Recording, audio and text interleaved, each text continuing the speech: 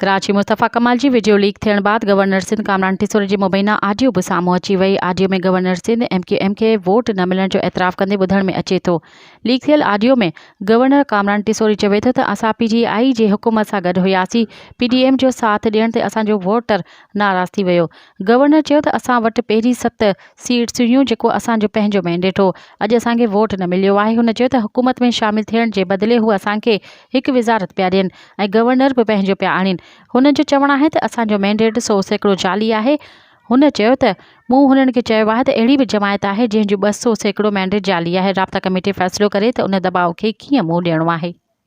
मज़ीद ख़बरनि ऐं तफ़सीलात लाइ विज़िट कयो असांजी वेबसाइट www.awamiNewsHD.com ऐं ॾिसंदा रहो अवामी न्यूज़ HD।